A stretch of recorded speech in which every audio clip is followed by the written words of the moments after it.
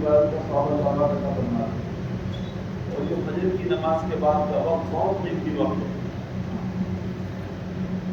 کہ آدمی فجر کی نماز جماعت سے پڑھے اور اپنی جگہ بیٹھا رہے اور یہاں تک کہ سورج نکل آئے، جب مغرب وقت نکل جائے اور 2 رکعت نماز یہ آدمی اشراق کی نماز پڑھ لے تو اس کو ایسا ثواب اللہ رب العزت عطا فرماتے ہیں جیسا کہ حج اور عمرے پہ ملتا ہے۔ کامل حج عمرے کا ثواب، مقبول حج عمرے کا ثواب 2 رکعت پڑھنے سے، یہ نہیں کہ حج سے کافی ہو جائے گا، حج پر جو ادا ہو جائے گا، بلکہ جتنا حاجی صاحب کو حج کرنے کا اجر و ثواب ملتا ہے اتنا 2 رکعت نفل اشراق کی پڑھنے کا اللہ رب العزت اجر و ثواب عطا فرمائے۔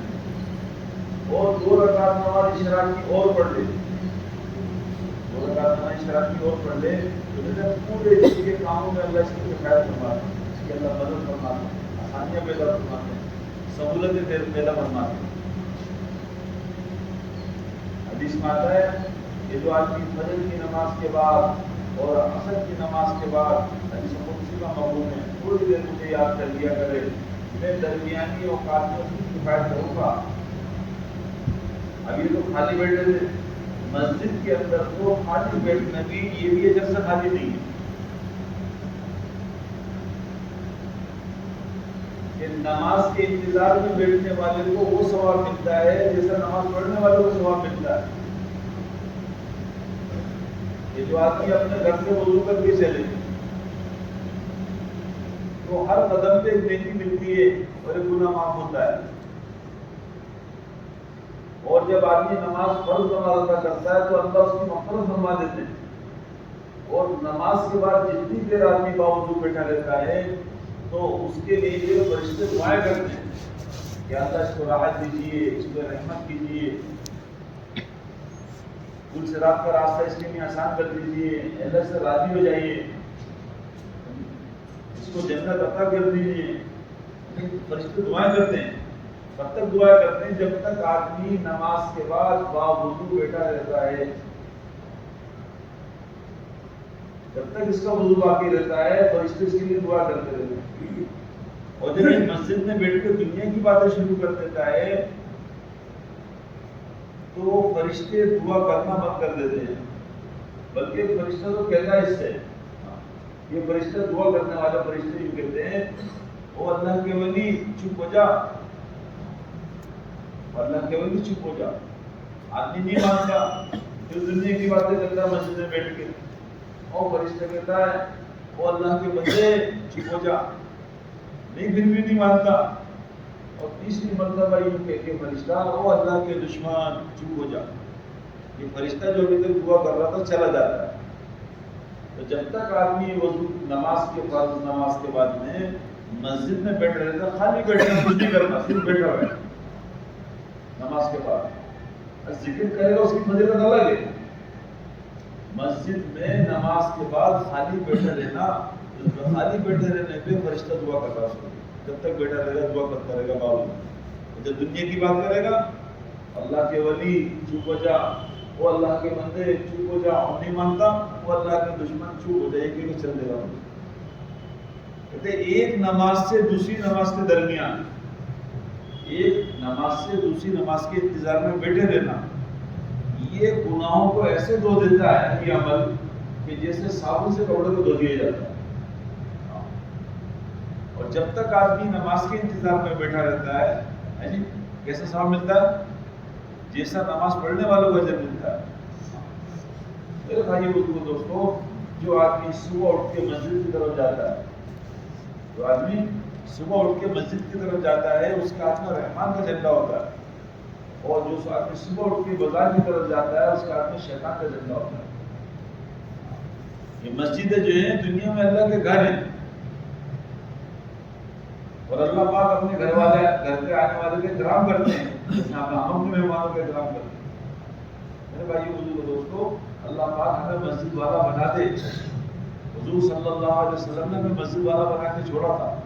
جب کوئی مسئلہ آتا تھا اللہ کے نبی مسجد میں تشریف لاتے تھے، جب سفر سے واپس آتے تھے تو مسجد میں تشریف لاتے تھے، ایک زمانے میں جو ہے مدینے میں سخت اندھیرا ہو گیا.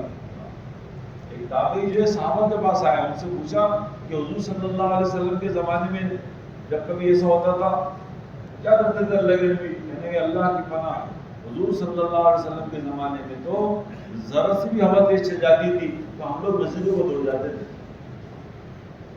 میرے بھائی بزرگوں دوستو, یہ مسجد جو ہے اللہ کا گھر ہے, یہ مسجد اللہ کا دربار ہے.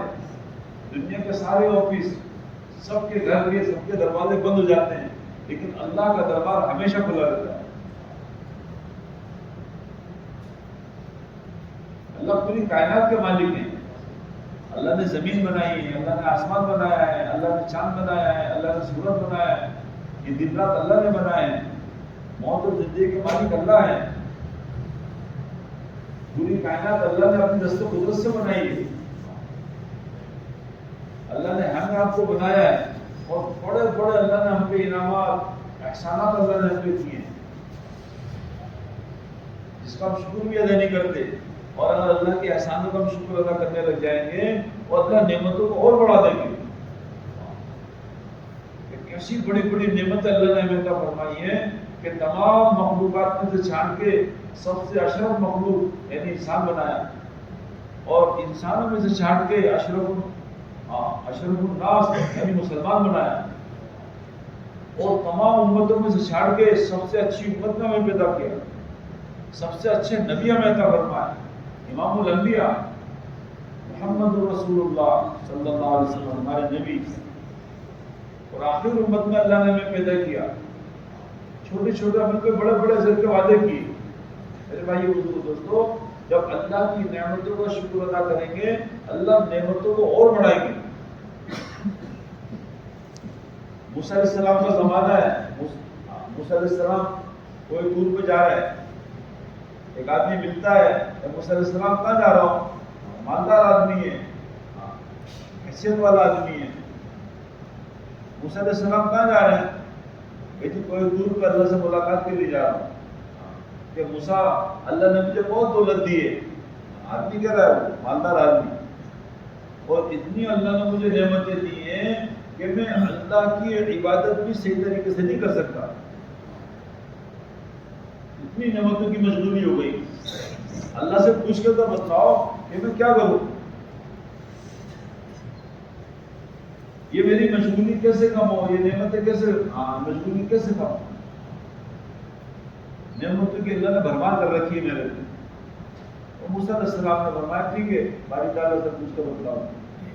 آگے چلے, ایک آدمی ملا, غریب آدمی, تنگ دست آدمی, پریشان حال آدمی. موسیٰ میں بہت پریشان ہوں, کہاں جا رہا ہو آپ؟ کہ اللہ سے ملاقات کے لیے کوئی دور پہ جا رہا ہوں. موسیٰ علیہ السلام میں بہت پریشان ہوں, رہنے کے لیے گھر نہیں ہے میرے پاس, پہننے کے لیے کپڑا نہیں ہے, کھانے کے لیے کھانا نہیں ہے, کوئی رشتے دار میرا نہیں ہے. یہ میری تنگدستی کب ختم ہوگی؟ اللہ سے پوچھ کو تو بتلاؤ. تو موسیٰ علیہ السلام نے فرمایا کہ ٹھیک ہے باری تعالیٰ سے معلوم کر کے پھر میں تمہیں بتلاؤں. اللہ سے ملاقات ہوئی کوئی دور پہ, اور بہت ساری باتیں ہوئی اللہ سے. ان دونوں شخصوں کے بارے میں بھی اللہ سے موسیٰ علیہ السلام نے عرض کی. تو اللہ پاک نے پہلے آدمی کی یعنی مالدار کے بارے میں یہ فرمایا کہ اس سے یہ کہہ دو کہ تو ہمارا شکر کم کیا کر, تو ہمارا شکر کم کرے گا ہم تیری نعمتیں بھی کم کر دیں گے. تو ہمارا شکر بہت کرتا ہے, ہم نے نعمتیں بھی تیرے کو خوب دے رکھی, تو شکر کم کر دے ہم نعمتیں کم کر دیں گے. اور غریب سے یہ کہنا تو صبر کر, ان قریب تیری پریشانیاں دور ہو جائیں گی. غریب سے کیا کہا؟ صبر کر, ان قریب تیری پریشانیاں دور ہو جائیں گی. موسیٰ علیہ السلام واپس آیا, ایماندار آدمی ملا. تو موسیٰ کیا کہا اللہ پاک نے میرے بارے میں؟ تو موسیٰ علیہ السلام نے فرمایا کہ اگر تو بہت اللہ کا شکر ادا کرتا ہے تو اللہ کی نعمتوں کا شکر کم کرے گا, اللہ تیری نعمتیں بھی کم کر دیں گے. موسیٰ علیہ السلام کیا بات کر رہی ہے آپ کی؟ جس اللہ نے پوری کائنات کو بنایا ہے, زمین بنائی, آسمان بنایا, چاند سورج ستارے بنائے, اللہ نے مجھے انسان بنایا, صحت دی, تندرستی دی, آنکھوں کا دیکھنا, کانوں سے سننا, زبان سے بولنا, ایسی بڑی بڑی نعمتیں. اور اللہ نے مجھے نیک بیوی دی، بچے دیے، مال و دولت دی، عزت دی، شہرت دی، یہ نعمت وہ نعمت، پھر اللہ کی نعمتیں گنوانے لگا۔ موسیٰ علیہ السلام آپ یہ کہتے ہو کہ میں اللہ کی نعمتوں کو شکرانے میں کمی کر دوں؟ ایسا ہرگز نہیں ہو سکتا کہ میں اللہ کی نعمتوں کو شکرانے میں کمی کروں۔ روایت میں آتا ہے اس کا آپ نے لکڑی تھی، اس نے لکڑی کو زور سے جھٹکا کہ وہ صاحب لکڑی سونے کی بن گئی۔ ایک روایت میں آتا ہے کہ انار کا اس کا انار کھا رہا تھا، تو جوش میں اس کے ہاتھ سے انار گرا اور اس کے دانے جو بکھرے ہیں کبھی سچے موتی کے دانے بنتے ہیں۔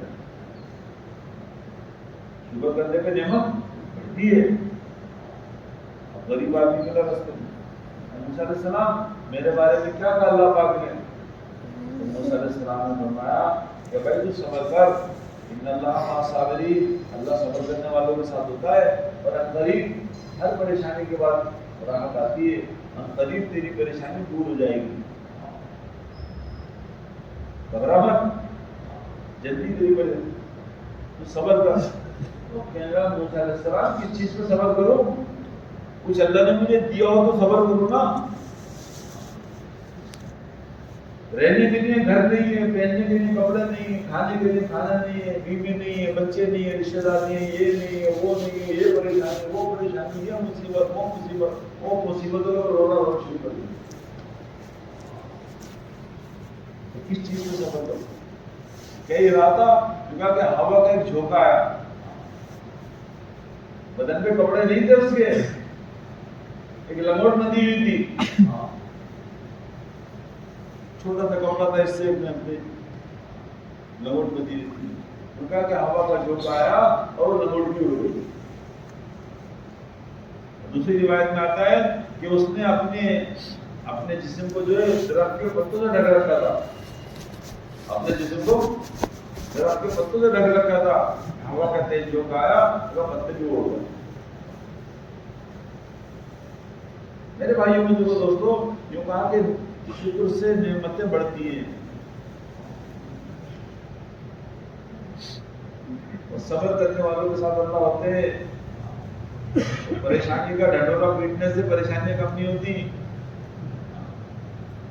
لوگوں کے سامنے کہنا، شکایتیں کرنا، اس نے یوں کر دیا، اس نے یوں کر دیا، کسی نے کچھ نہیں کرا، یہ تو ہمارے عمل کی نحوست ہے۔ جب آدمی نیک عمل کرتا ہے، وہ چھپ کے کرتا ہے، تنہائی میں کرتا ہے، 7 سالوں میں چھپ کے کرے، اللہ اس کی نعمتوں کو ظاہر کر دیتے ہیں۔ جب آدمی گناہ کا کام کرتا ہے، گناہ کا کام چھپ کے کرتا ہے، 7 سالوں میں کرتا ہے، اللہ اس کو گناہ کو بھی ظاہر کر دیتے ہیں۔ نیک لوگوں کی محبت اللہ لوگوں کے دلوں میں ڈال دیتے ہیں، اور جو لوگ تنہائیوں کے اندر گناہ کرتے ہیں کہ صاحب بیوی کو بھی نہیں پتا اور صاحب دوستوں کو بھی نہیں پتا، ایسی تنہائی کے اندر گناہ کرتے ہیں، اللہ آس پاس کے رہنے والوں کے دلوں میں دشمنیاں پیدا کر دیتے ہیں۔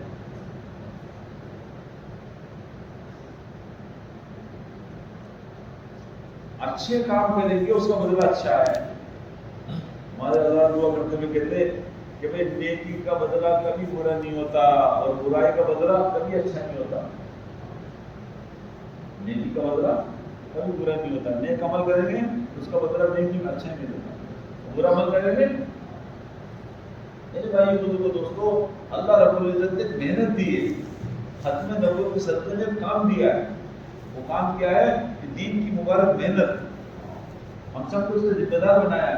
ایک زمانہ تھا جب یہ امت پوری کی پوری امت جو ہے دین کی محنت کر رہی تھی، جب پوری کی پوری امت دین کی محنت کر رہی تھی، وہ روزانہ خوشخبری آتی تھی۔ ہمارے ذمہ دار ساتھی کہہ رہے تھے کہ آج تو اخبار اٹھاؤ تو سوائے حادثوں کے اور پریشانیوں کے اور مصیبتوں کے اور ٹینشن میں تو اخبار پڑھتے ہیں۔ فلاں جگہ اتنے لوگوں نے خودکشی کر لی، فلاں جگہ اتنا میاں فساد ہو گیا، یہاں کسی کو برا بھوک دیا، فلاں مرڈر ہو گیا، فلاں جگہ اتنی جگہ زنا ہو گیا، اتنی جگہ فلاں اتنا نقصان ہو گیا، اتنی ڈکیتیاں پڑ گئی۔ پہلے ایک زمانہ تھا روزانہ خوشخبریاں سننے کو ملتی تھی۔ وہ زمانہ کون سا تھا؟ جس زمانے میں اس کی پوری کی پوری امت اپنے مقصد کو سمجھی ہوئی تھی، دین کا کام کر رہی تھی۔ آج فلاں جگہ لوگ ایمان میں داخل ہو گئے، فلاں گاؤں والے، فلاں بستی والے، فلاں لوگ اسلام میں داخل ہو گئے، فلاں حکومت اسلامی حکومت ہو گئی، کہ ہر دن ایسا ہوتا تھا جیسا عید کا دن، اور ہر رات ایسی ہوتی تھی جیسے شب قدر کی رات، جیسے شب قدر کی رات میں عبادت کرتے ہیں کہ یہ رات میں نہیں، یہ رات میں لوگ گھر میں نمازیں پڑھ رہے ہیں، دعائیں مانگ رہے ہیں، رو رہے ہیں، جیسے شب قدر کی رات میں لوگ دعائیں کرتے تھے، ایسے ہر رات دعائیں ہوتی تھی، اور ہر دن خوشخبری آتی تھی، ہر دن۔ تو یہ کب تھا کہ امت نے اپنے مقصد کو سمجھ رکھا تھا، ہر ایک نے اپنے مقصد حیات پہ کہ بھائی اللہ کا کلمہ پوری دنیا میں بلند ہو جائے۔ اس کو علامہ اقبال رحمۃ اللہ نے فرمایا کہ میری زندگی کا مقصد تیرے دین کی سرفرازی، میں اسی لیے مسلمان، میں اسی لیے نمازی۔ دعوت و تبلیغ کی محنت سے میرے بھائیوں کو دوستوں یہ بات چاہی جا رہی ہے، ہمیں کھویا ہوا مقصد ہمارے ہاتھ آ جائے گا، اور ہم اپنی ذمہ داری کا احساس ہمارے اندر پیدا ہو جائے، پوری امت کے اندر اس کی جو ذمہ داری جو چھوٹی بھی اس کا احساس پوری امت میں پیدا ہو جائے۔ تمام مسئلوں کا حل جو ذمہ داری کا پورا کرنا ہے، اللہ کے راستے میں نکل کے احساس پیدا ہوتا ہے، اور پھر آدمی کے جذبات بنتے ہیں، اور آدمی کے اندر ہمت اور حوصلہ اور شجاعت اور بہادری کیا پیدا ہوتی ہے۔ یہ محنت ایسی ہے میرے بھائیوں کو دوستوں کہ جب آدمی اس محنت کو صحیح ڈھنگ سے کرے، اللہ پاک کہتے ہیں گونگے کو دبا دیتے ہیں، نہ اہل کو اہل بناتے ہیں اور اہل کو اہل اللہ بناتے ہیں۔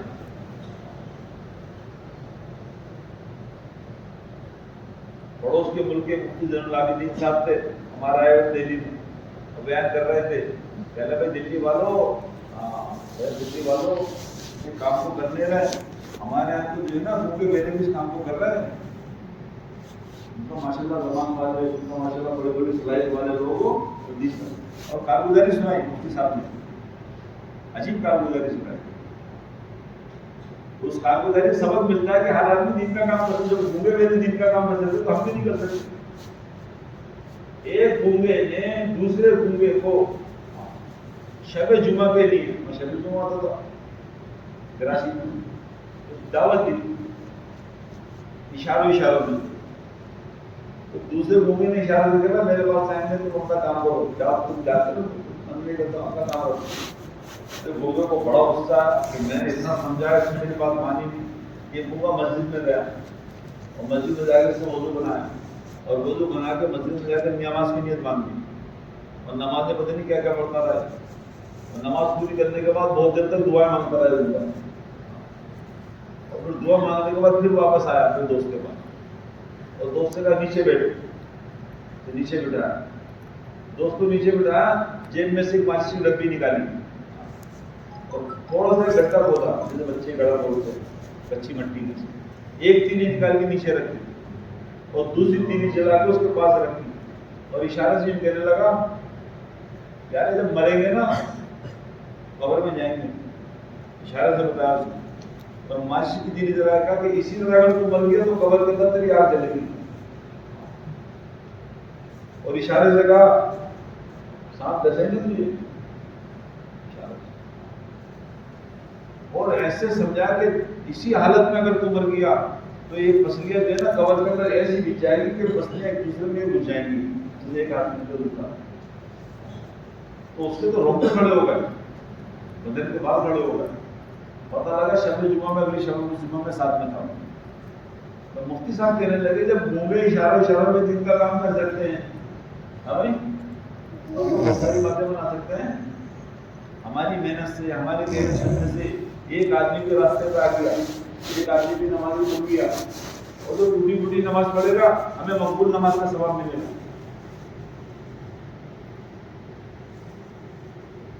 ہمارے تھوڑا سا وقت، ہماری تھوڑی سی صلاحیتیں دین پہ لگ گئی تو پتہ نہیں کتنی بڑی خیر وجود میں جائے گی، تصور نہیں کر سکتے۔ اللہ نے سرمایہ دیا ہے، وقت ایک سرمایہ ہے، جان مال صلاحیت ایک سرمایہ ہے۔ عبد الکریم صاحب تھے احمد آباد کے اندر، آٹو چلاتے تھے، اللہ نے دعوت تبلیغ کے کام میں لگے تو اللہ نے بڑا کام دیا ان سے، بڑے بڑے اسٹیج کے اوپر بیٹھ کے بات کرتے تھے، لاکھوں کا مجموعہ کی بات سنتا تھا۔ کون تھے؟ Auto driver. اللہ نے دین کی محنت میں لگایا تو بڑا اونچا مقام اللہ کی. ایک مرتبہ یہ کہہ رہے تھے, ہاں کارگزاری سنائی, ایک آدمی کو چائے پلائے, بیٹھے تھے کہیں, ایک صاحب کو چائے پلائے, وہ چائے پی لو, کہنے لگے باہر ملنے لگے, کس خوشی میں پلا رہا چائے, خیریت سے, کوئی دکان وان لیے, کوئی آٹو ووٹو لیے, کیا, ارے کہنے لگے تم ہمارے مسلمان بھائی, ضرور ضرور خوشی کر کے پلائے. اور پھر اس سے دین کی باتیں کرنے لگے, بھائی دیکھو کرنا ہے, اللہ کے پاس جانا ہے, ہمیں یہ ہمارے ہر جمعرات کے ہمیں اجتماع ہوتا ہے, شب اجتماع ہوتی ہے, تو آپ آ جاؤ تھوڑا سا, اثر کے بعد بیان ہوتا ہے, مغرب کے بعد بیان ہوتا ہے, میرے پاس تو ٹائم ہے. پھر سمجھایا, ارے تھوڑا سا کرتا, دیکھا ٹائم نکال لینا تھوڑا سا, تو آدمی کہہ رہے ہیں دھیرے میں کوشش کروں گا, وعدے نہیں کرتا میں کوشش کروں گا. اللہ کی شان وہ آ گیا, اثر کا بیان سناؤ, مغرب کا بیان سنا, مغرب کے بعد میں تشکیل ہوئی, بتاؤ 4 مہینے کے لیے کون تیار ہے. یہ آدمی دیکھ رہا, لوگ نام لکھوا رہے تھے, دیکھ رہا تھا. پھر چلے کی تشکیل ہوئی, بتاؤ چلنے کے لیے کون تیار ہے. اب یہ تشکیل ہو گئی, یہ دیکھتا رہا. پھر 10 دن کی تشکیل ہوئی, پھر 3 دن کی تشکیل ہوئی, لوگوں نے نام لکھوایا, یہ دیکھتا رہا. تو اس نے سوچا بھائی 3 دن تو میں لگا سکتا ہوں. جب 3 دن بھی اللہ کے راستے میں نکلا ہے تو بات اس کی سمجھ میں آئی تو اس کام کو کرنے کا. پھر اس کے بعد میں 10 دن لگایا, پھر چلا لگایا, اصل میں 4 مہینے کے لگے تو بھی جب 4 مہینے لگ گئے تو پھر بھائی مجھے غریب کے پاس میں آیا, بھائی مجھے غریب پہچانا مجھے آپ, میں نے نہیں پہچانا. کہنے لگے میں وہی ہوں جس کو آپ نے پیالی چائے پلائی تھی اور تشکیل کری تھی شب جمعہ کی بیان سننے کے لیے. بھائی مجھے غریب کیوں کہتے تھے کہ میری تو ایک چائے کی پیالی لگی, میری تو ایک چائے کی پیالی لگی, تھوڑا سا وقت لگا, اس کی زندگی بدل گئی,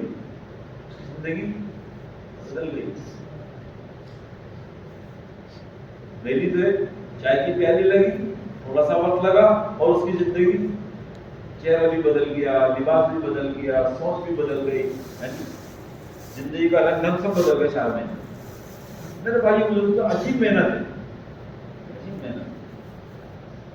حضرت جی رحمۃ اللہ علیہ کے زمانے میں حضرت جی کا جب لوگ آ کے سناتے تھے کارگزاری, حضرت جی ہمارے علاقے کے اندر 20% نمازی بڑھ گئے, 50% نمازی بڑھ گئے, اتنے نمازی بڑھ گئے. تو حضرت جی رحمۃ اللہ فرمایا کرتے تھے, میں ہمیں تو وہ علاقہ بتاؤ کہ جس کے جہاں کوئی علاقہ, کوئی گاؤں, کوئی بستی ایسی بتاؤ جہاں 100% لوگ نمازی. علاقے میں ہمارا جانا ہوا تو ہمیں بھیجا فلاں جگہ, ایک جگہ ہے وہاں ذرا ملاقات کر دو. وہاں ماشاء اللہ 100% لوگ نمازی ہو گئے تھے ایک آدمی کی محنت سے. اور حال چال دیکھ لو وہاں کا کیا ہے. ہم گئے اس کی مسجد میں, وہ چلا لگا کے آئے ہوئے 4-5 مہینے ہوئے تھے اس کو. تو جب کارگزاری مشورہ ہونا تھا, کارگزاری بن رہی تھی, تو پوچھا انہوں نے بھائی کوئی بستی, کوئی گاؤں, کوئی علاقہ ایسا ہے جہاں 100% لوگ مسلمان ہیں. تو یہ جو آدمی چلا لگا کے آیا تھا اس نے کہا کہ ہمارے گاؤں کے اندر 100% لوگ مسلمان, 100% مسلمان نمازی ہیں. اسے پوچھا بھائی تمہیں تو 4 مہینے ہوئے آئے ہوئے, تمہارے گاؤں کے اندر اتنے سے جلدی نمازی کیسے بن گئے؟ تو اس نے کارگزاری سنائی, صاحب ہمارے گاؤں کے اندر 150 مکان ہے جس میں 25 مکان مسلمانوں کے ہیں, ایک مسجد ہے. جب میں چلا لگا کے آیا تو 2-3 نمازی تھے مسجد میں, 25 گھروں میں صرف 2-3 آدمی نماز پڑھتے تھے. تو میں نے ان 2-3 نمازیوں کو جوڑ کے فکر کی کہ بھائی نماز خالی ہفتے فرض ہے کہ پورے گاؤں والوں کے سارے مسلمانوں میں فرض ہے, سب جگہ سب میں فرض ہے, تو ہم چل کے کونے محنت کیوں نہیں کریں ان کے پاس جا کے خوشامد درآمد کریں. جو آدمی اللہ کے لیے چھوٹا بنتا ہے اللہ اس کو بڑا بناتے ہیں, جو آدمی تواضع اختیار کرتا ہے اللہ اس کو رحمت سے اور سربلندی عطا فرماتے ہیں. تو 2-3 دن ساتھی تھے مسجد کے, وہ تیار ہو گئے اور میں ان کو لے کے گھر گھر کی ملاقاتیں کرتا تھا. اور میں نے مسجد میں تعلیم شروع کی, تعلیم میں بیٹھنے لگے. چلے 4 مہینے کی تشکیل کر کے ادھار کی 3 دن کی نقد جماعت کی تشکیل کی. تو میرے ساتھ میں 8-10 آدمی تیار ہو گئے. جب 8-10 آدمی 3 دن کی جماعت میں گئے تو ان کو بات سمجھائی, کام سمجھایا, کیونکہ 3 دن کی جماعت میں نئے سے نئے آدمی بھی آ جائے تو اس کے بعد سمجھ میں آ جاتی ہے کہ مشورہ کسے کہتے ہیں, گشت کسے کہتے ہیں, تعلیم کیا ہوتی ہے, 6 صفات کیا ہوتی ہیں. ہمیں عمومی گشت کیا ہوتا ہے, خصوصی گشت کیا ہوتا ہے. 3 دن کے اندر نئے سے نئے آدمی پوری تکلیف سمجھ لیتا ہے. 3 دن لگوانے کے بعد میں پھر میں نے 10 آدمی کو لے کے محنت کی, صبح مسجد میں تعلیم شروع کی, مشورہ شروع کیا, اور ہفتے میں 1 گشت کیا اپنے محلے اپنے گاؤں کا, اور دوسرے گاؤں کے اندر گھومنے گئے. تو دوسرے کے مہینے کے اندر تعداد ڈبل ہو گئی, اور پھر تیسرے مہینے کے اندر اور اس کی بھی ڈبل ہو گئی. تو 3-4 مہینے کی محنت میں الحمدللہ 100% بالغ مرد مسجد میں آنے والے بن گئے, اور عورتوں نے پردے کے اہتمام کے ساتھ گھروں میں نماز شروع کر دی. یعنی گویا گاؤں کا بچہ نمازی بن گیا. اس کی محنت سے صرف 1 آدمی چلہ لگا کے آیا تھا واپس. 1 آدمی کی فکر, 1 آدمی کی فکر کے اوپر یہ مسئلہ ہو.